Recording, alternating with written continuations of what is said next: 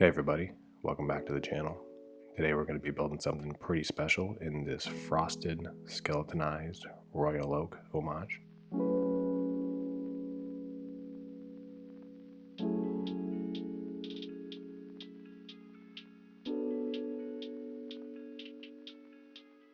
So first thing you're going to notice is that I have two complete watch sets on the bench today. But don't worry, we're only going to focus on building one watch today, or else we'd have a 2-hour long video on our hands.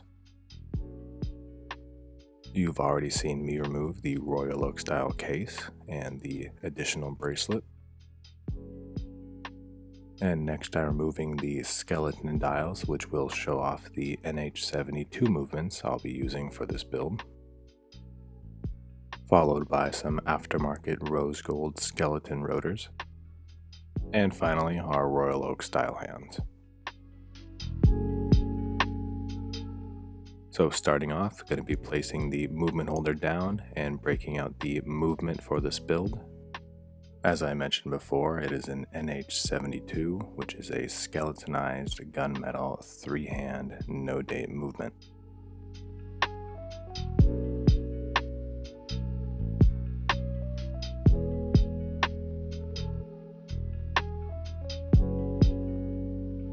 Just going to put a bit of wind into the movement and then flip it over and place it into the movement holder.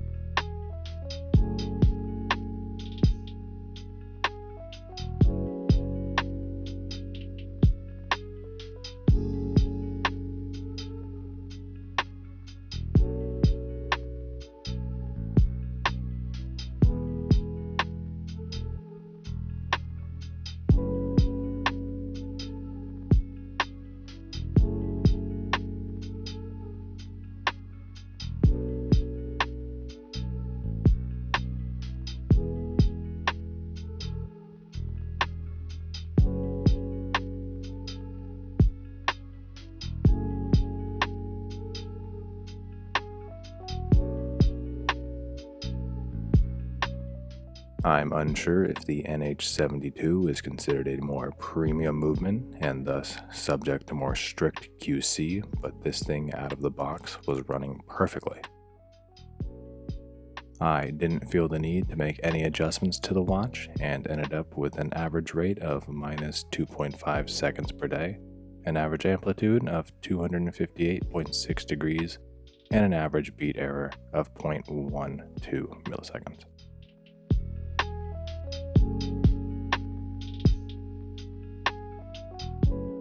So with the regulation numbers out of the way, let's discuss the backstory of this watch. This watch commission is courtesy of Eric out of Tennessee, and to be honest, this is not the first watch I've built for him. Back in January of this year, while I was in San Diego vacationing, me and Eric discussed and eventually agreed upon a John Mayer Daytona homage with a green strap. The process was the same as all the commissions that came before it. I ordered all the parts, they arrived, and on Super Bowl weekend, I began putting the watch together. Everything was going well until it came to the chronograph hand, and that's where I really struggled. I just couldn't get it perfectly aligned with the 12 o'clock indice, and when it looked aligned and I went to press it into place, it would jump, or something else would happen, it would fall off. I spent basically all of Super Bowl Sunday trying to get that hand perfectly aligned so that when the chronograph reset, it snapped right to 12 o'clock. Finally, after many hours of toiling away, I got something that I was happy with, did a couple of tests and everything looked good. However, it was too late to do any photography, so I put the watch away and decided to do it in the morning.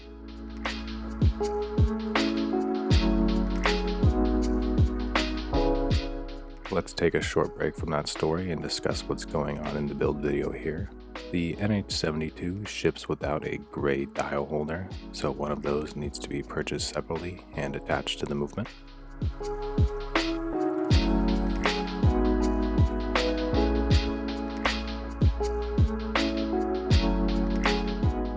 Luckily, I have just a piece here. It's a pretty simple installation. All that's left to do is find the little notch that lines up with the crown stem, line that up, and press it onto the movement.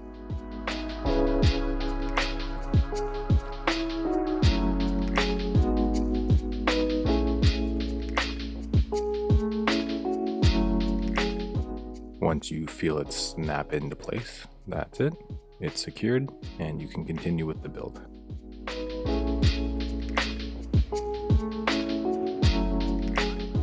It's still a mystery to me as to why only these skeletonized movements ship without this piece installed.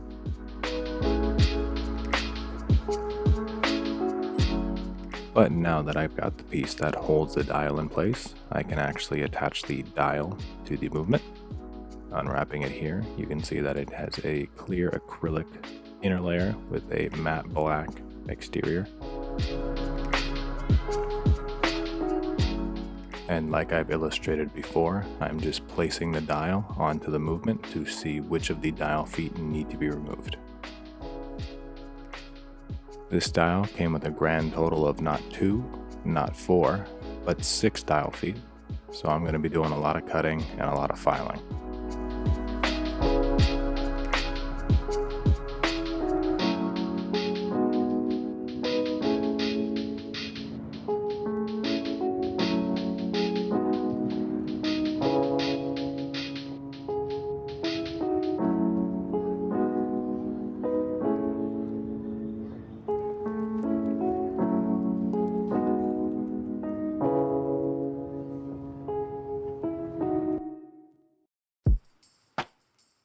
It looks like I removed the 2 dial feet on the right side of the movement, so just rotating everything around, lining everything back up, and seeing which dial feet need to be removed on the left side.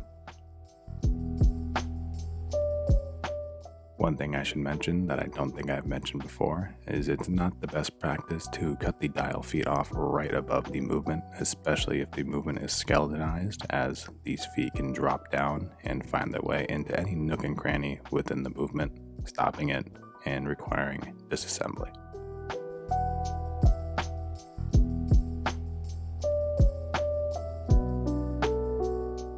Luckily that didn't happen to me, and we can move on to the next step, which will be filing down the little nubs left over from cutting off the dial feet.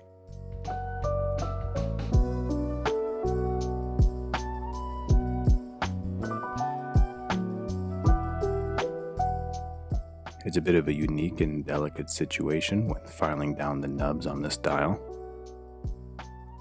In all previous builds, I've used a brass dial where any mistakes made on the back side of the dial would not be apparent to the viewer when looking at the watch. However, with this being an open dial for a skeletonized movement, if I was to slip or make any mistakes with the file and scratch the acrylic, it would easily be seen when viewing the watch. So as with most things in this hobby, just take your time, be patient, do it slow, and do it right.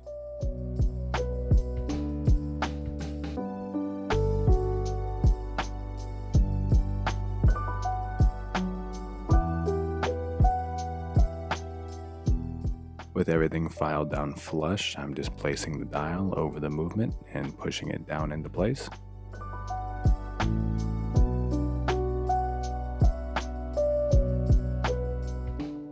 Here you'll see me lifting up the movement and just making sure that there's no gaps between the dial and the movement itself, which would indicate that something had not been filed down completely.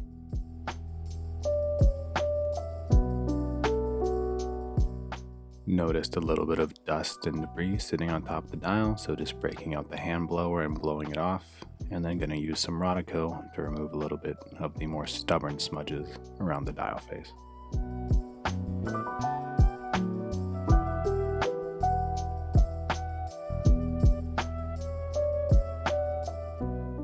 It's always best to keep all components as clean as possible before putting them into the case, as having to remove them, only to put them back into the case later once they're clean, can be quite the pain.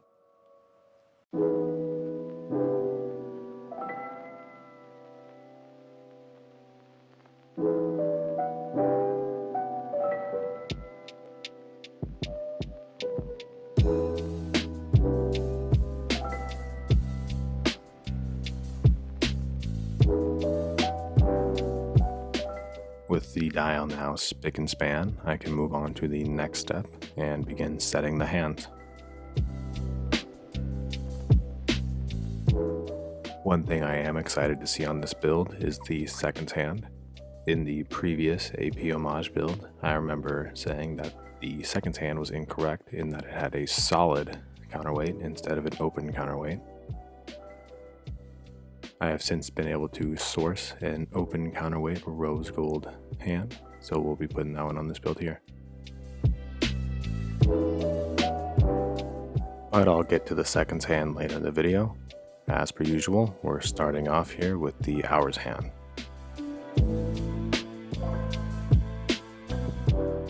With this movement not having a date function, there's no need to set the watch to midnight before placing the hour hand.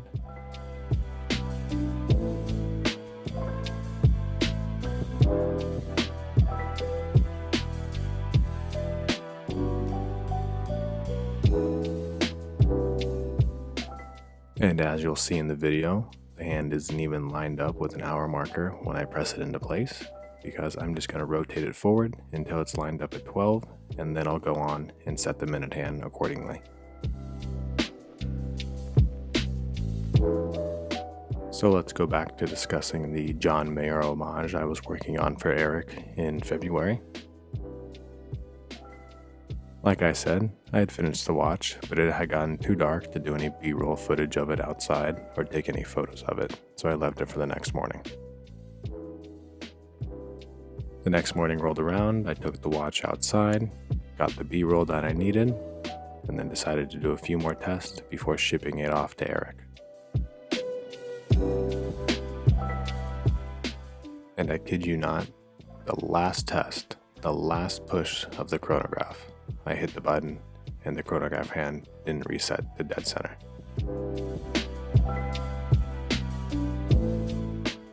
Obviously, I couldn't ship the watch to Eric in this state, so I returned the money he had paid me for it, told him that I was going to order some additional hands and an additional movement, rebuild the watch, and then when it was ready, we could process the payment and I would ship it back to him. So a few days later, I had all the parts and rebuilt the watch. Eric approved it, I shipped it off to him, and I thought, that guy's never going to want to work with me again. Which is why I was caught totally off guard in mid-March when Eric reached out to me and said that he was receiving nothing but compliments on his John Mayer homage, and we began talking about the AP build I was working on. Originally, Eric was looking at getting a rose gold skeleton AP homage, but then he asked if it was possible if I could do a watch for him as well as his brother-in-law. Eric mentioned that he and his brother-in-law were pretty different personality-wise, but the one thing that they could come together and bond over was their love for watches, and that matching pieces would be a good way to strengthen this relationship.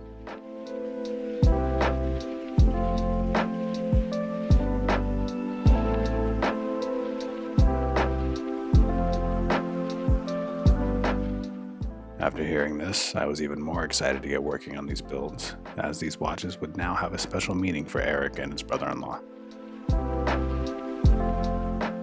So I accepted, and the build changed from one rose gold skeleton AP homage to two stainless steel skeleton AP homages. But then I mentioned the possibility of the frosted finish, and that changed everything.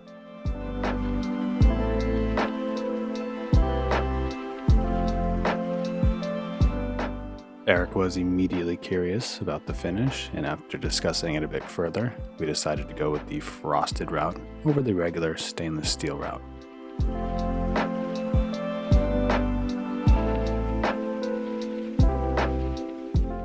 Eric did have one additional request that I thought was pretty amusing. He asked if I could add a few links to the bracelet because he described himself as a chonk.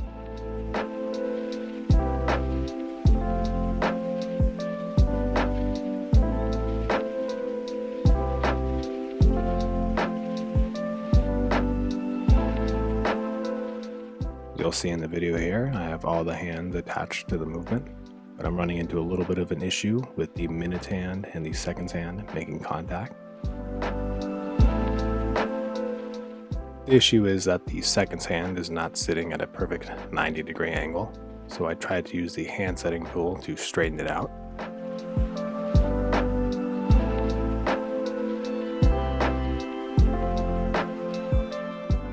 However, when that failed, I broke out the plastic tweezers and put a slight bend in the second hand so that it would sit at a perfect angle and would no longer make contact with the minute hand. As with everything, I'm doing this very gently as I don't want to put an irreversible bend in the second hand.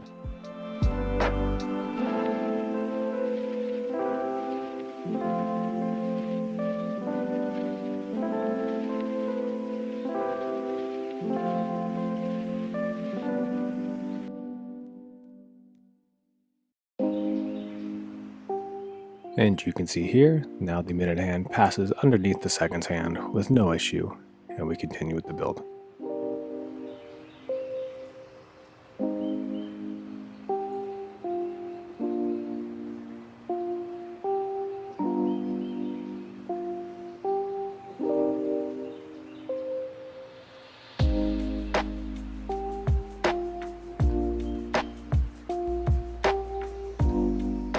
So with the necessary work now done on the dial side, I can flip the whole movement over and begin working on the back side.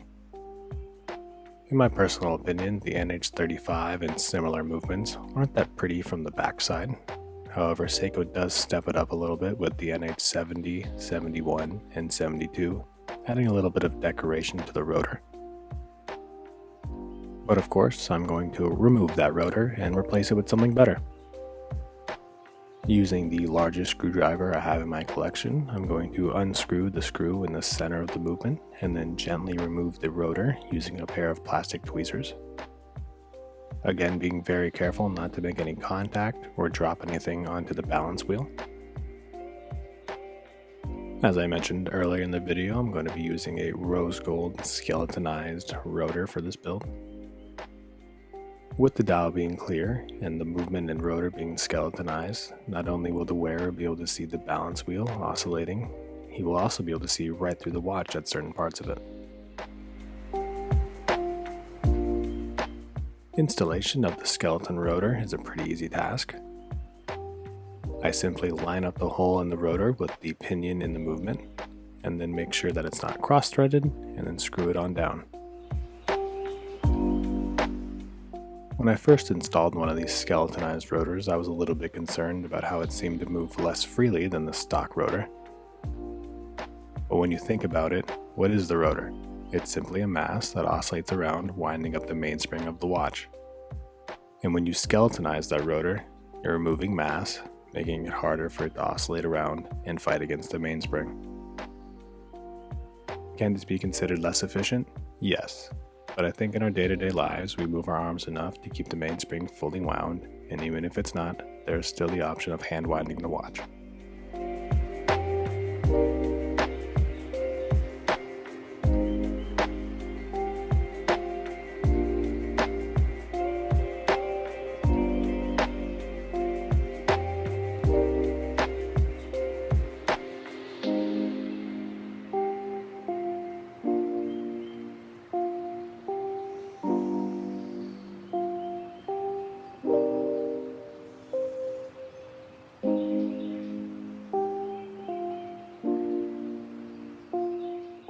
So here we get our first real look at the frosted finish on this stainless steel Royal Oak style case.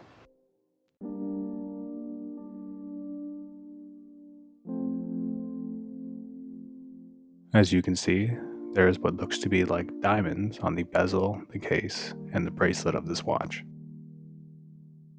Though the case and bracelet look to be encrusted with thousands of diamonds, this is not the case. AP describes this as the frosted finish, otherwise known as the Florentine finish.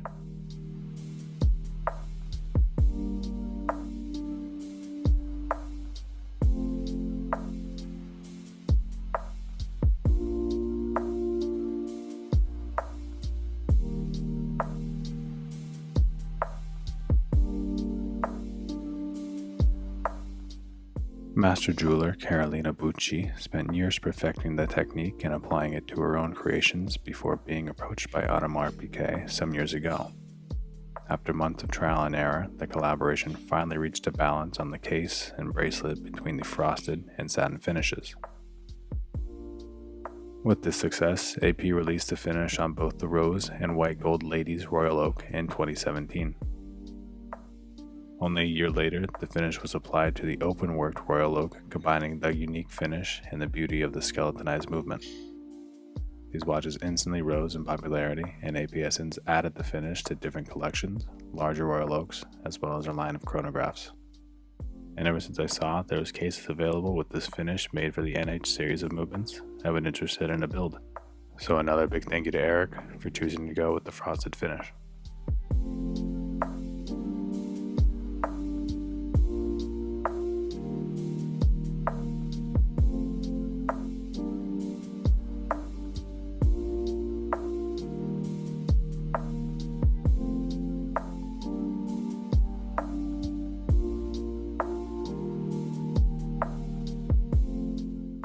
In the video, you'll see me checking out the watch and looking at the dial before realizing I've committed the cardinal sin of placing a dirty movement into a watch case. When this happens, it's best to just admit the mistake and begin working on getting the movement out and cleaning it up. Using a screwdriver to remove the movement spacer to allow the movement to just fall out.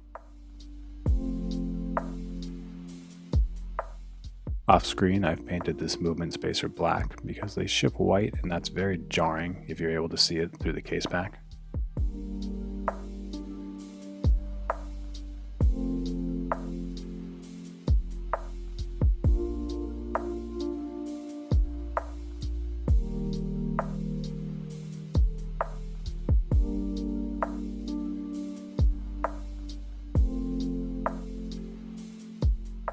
With the movement and dial now out of the case, you're able to see the smudges around the edge of the dial, so just using some Rotor, I'm going to gently remove those. As you can tell, I'm usually adamant about cleaning every surface of the dial, hands, and movement before placing it into the case. However, this is a case of do as I say, not as I do.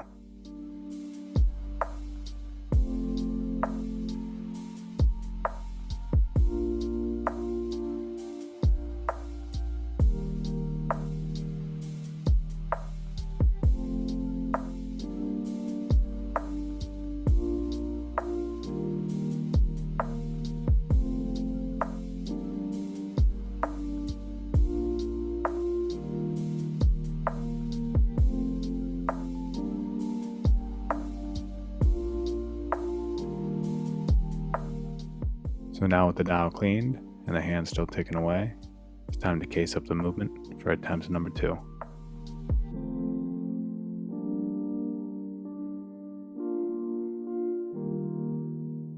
So here I'm just lining up the movement to the crown tube using a screwdriver before reaching for the movement spacer and getting that into place. I still haven't decided which way is best to install these movement spacers. If it's better to place a spacer onto the movement before putting it into the case, or if I should put the movement into the case and then surround it with the movement spacer.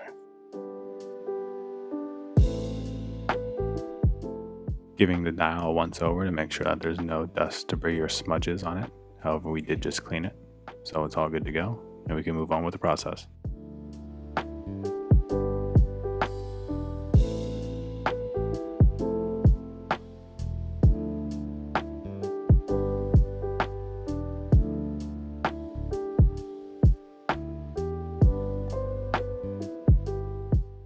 You just saw me unscrew the crown from the case, and here I am screwing it on to the crown stem that is provided with the movement.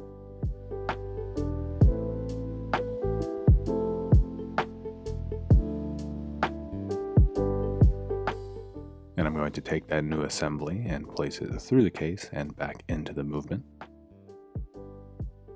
Gently rotating the crown clockwise until it slips right in. And using a pair of calipers, I'm going to measure the distance between the case and the back of the crown when it's fully depressed.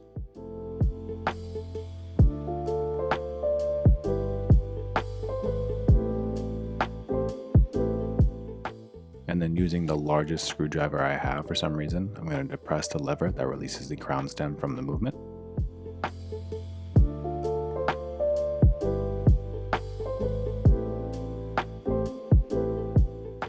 With the crown stem now removed, I'm going to unscrew the crown from it, and then using the same measurement I took earlier, mark it off on the crown stem.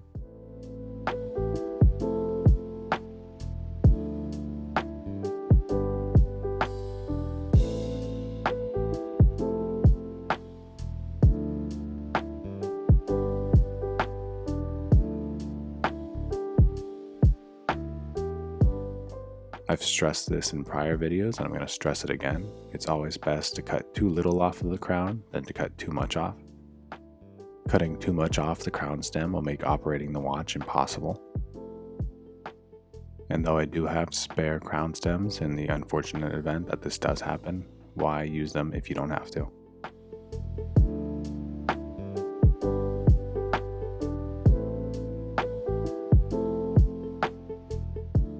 So one of my favorite times of the build is upon us, when we break out the power tools and we cone off the end of the crown stem to make it easier to get the crown back on and just remove any burrs that would prevent that. Previously, I purchased a tool to hold the crown stem. However, when I used that in conjunction with the Dremel, the crown stem snapped. For that very reason, now I just use my fingers, even though the crown stem does slip out sometimes.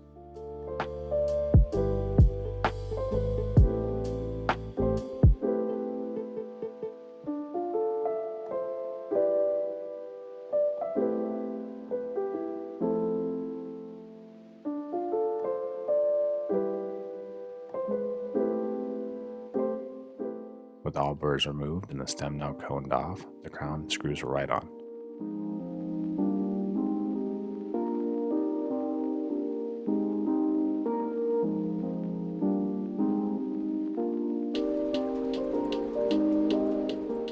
So taking the now shortened crown stem assembly, I'm going to place it through the case and back into the movement. I like to see that when the crown is in the first position, it has enough room to operate freely without catching any of the threads. However, it does screw down all the way to ensure maximum water resistance.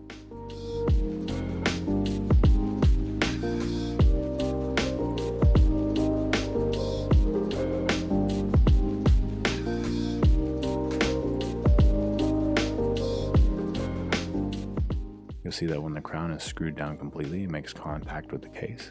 And when unscrewed, it pops out nicely.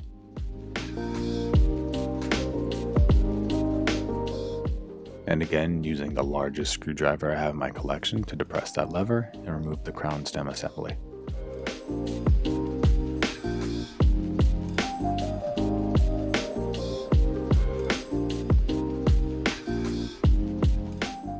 Here's a step I think I'm going to continue to include going forward with these builds, as there's really no downside when done correctly.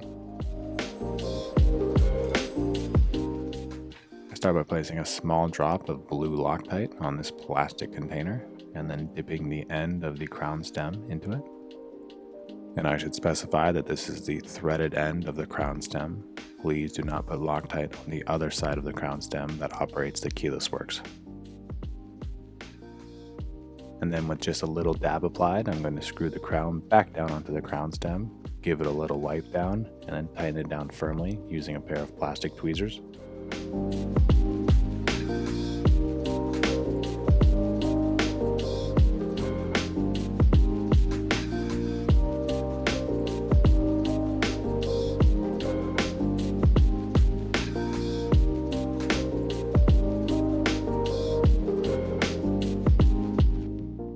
With the Loctite now drying, I can move on to one of the final steps of the build, installing the caseback. Again, I'm using an octagonal exhibition caseback for this build, which requires 8 screws to be tightened down to hold it in place.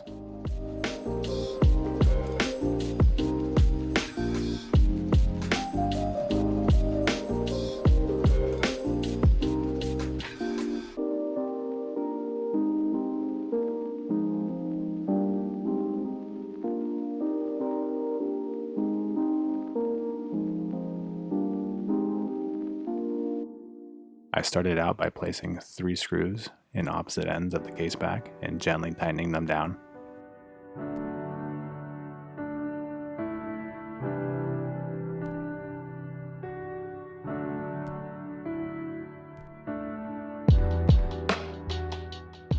I'll use those to hold the case back in place while I place the other 5 screws into the appropriate holes. Once all the screws are in, I'll work my way around the case back in a star pattern, tightening the screws down to secure the case back in place. And yes, for all those wondering, I am transferring my knowledge of how to change a tire on a car to my watch building. As I go around, placing these screws in the various holes in the case back before ultimately tightening them down, I'd like to discuss how Eric began his watch journey.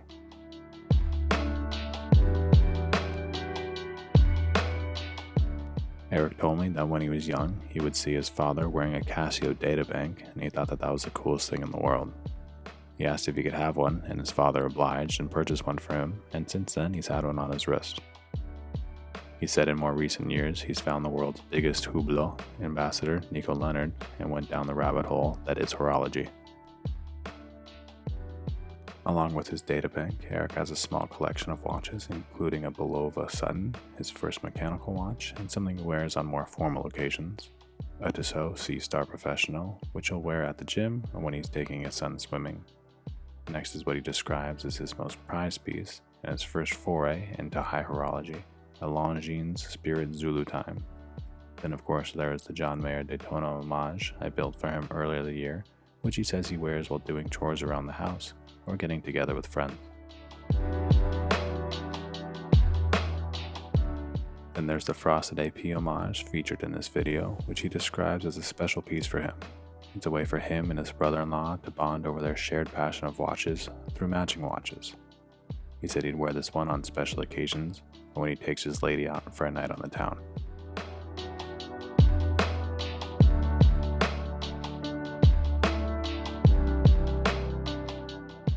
I personally think it's great to have such a vast and diverse collection for various occasions. And it sounds like each piece has its own unique story, starting with his father's databank all the way down to the bond shared between him and his brother-in-law over this Frosted AP homage. Eric concluded by saying that he hopes his son has the same passion for watches as he does, and that he doesn't plan on selling any of his watches, and that he'd much rather pass them down to the next generation.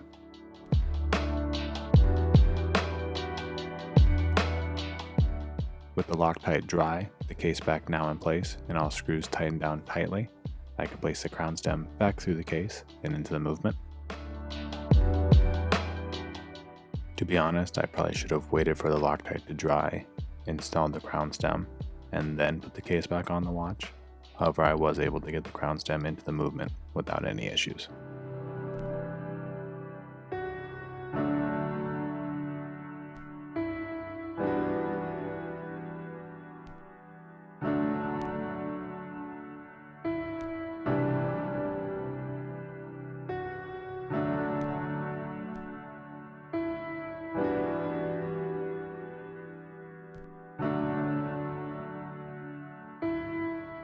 With everything now housed up and the crown stem secure, we really are in the final stretch. There's one last step I need to take care of.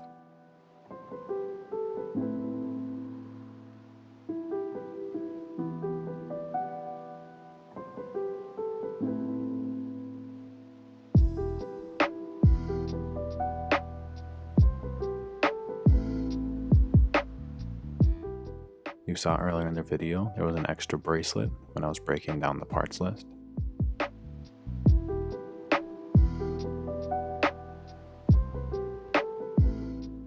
Eric had previously mentioned that the strap on the Daytona homage was a little bit tight, but wearable due to it being made of rubber.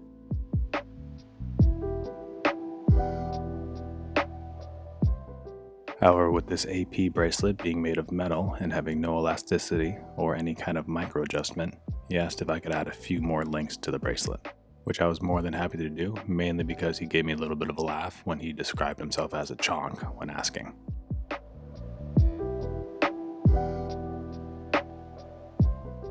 Here's me removing some of the links from the donor bracelet. All that's required is the unscrewing of 2 pins before pulling the links out, and then putting the bracelet back together.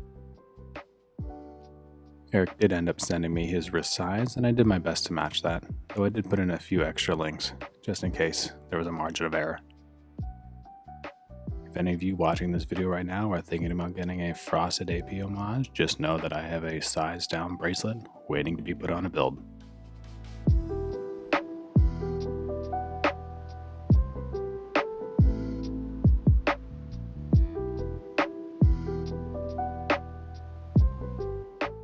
So after finally securing the screw on the first side, I'm going to flip the bracelet over and begin removing some links from the other side.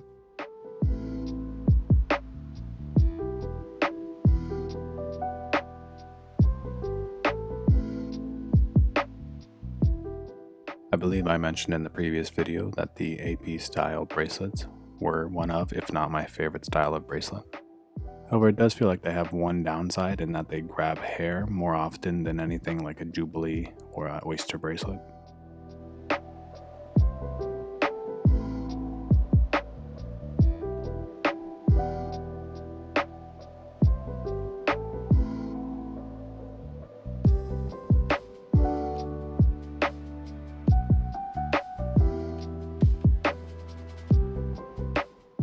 You'll see in the video here I've run into a little bit of an issue.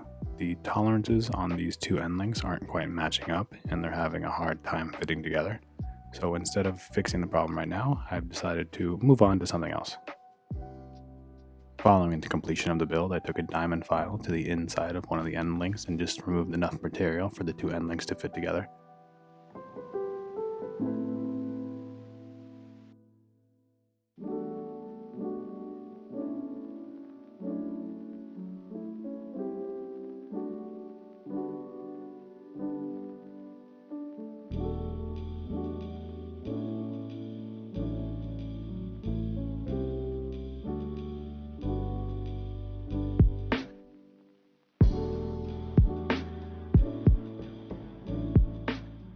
So I've stolen some links off the donor bracelet, and now all it's left to do is attach them to the actual bracelet.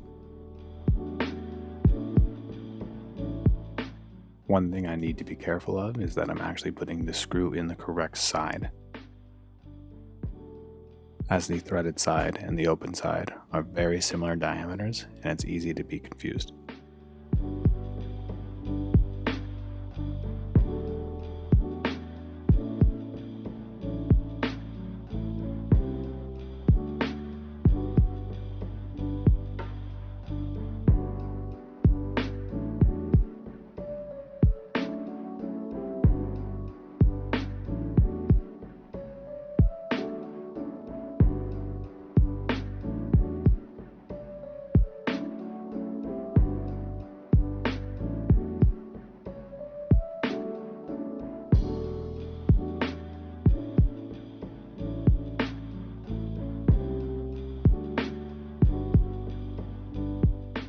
With the extra links now attached on one of the sides, I'm going to actually complete the bracelet and then unscrew it from the other side just to make sure that the bracelet is even.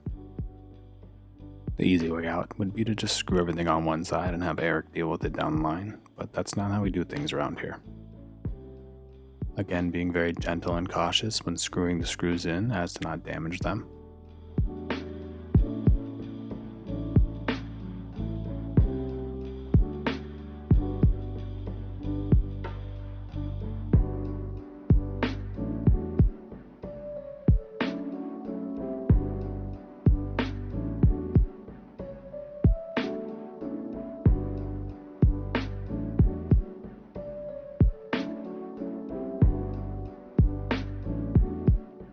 It's the same process as the other side. Remove a screw, separate the bracelet, insert the new links, close the bracelet, and reinsert the screw.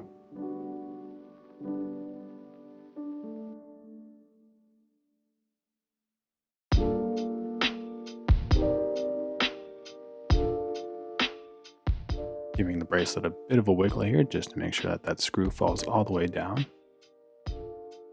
One thing I also like to do is turn the screwdriver the wrong way. For some reason that seems to line up the threads correctly, and I've never had an issue with stripping doing that.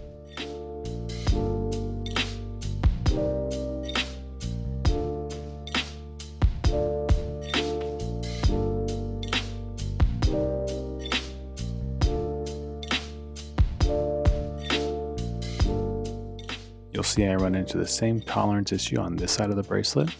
So what I decided to do was just to remove the last link on that one side, and once you know it, the bracelet ended up fitting together perfectly.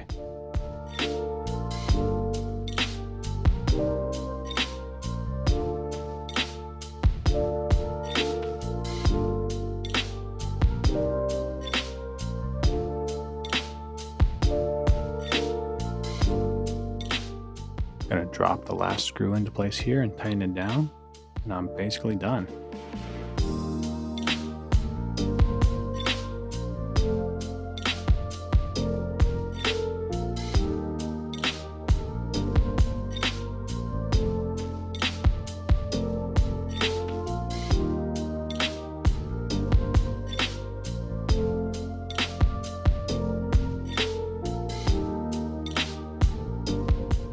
I'm going to go around and give each screw on the bracelet just a little bit of an extra turn to make sure that they're all secured in place. I'd hate for one to come loose, the bracelet to open up, and the watch to fall off Eric or his brother-in-law's wrist.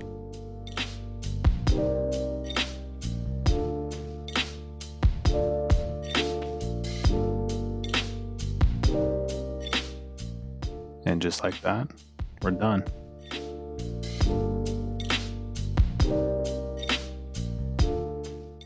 And here she is, a completed frosted, skeletonized, royal oak AP homage.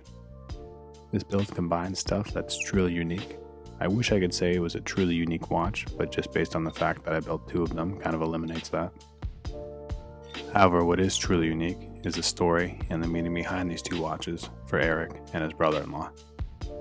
I had a great time building these watches, and I think they came out spectacular. Glad I was finally able to see the frosted finish in person. If you or anybody you know are looking to have a build similar to this watch or anything else featured on the channel, please feel free to reach out to me at goldenstatewatchshop@gmail.com. Feel free to subscribe to the channel and follow me on Instagram at goldenstatewatchshop. And as always, we're going to end the video by showing this one off in some natural light. Thanks for watching.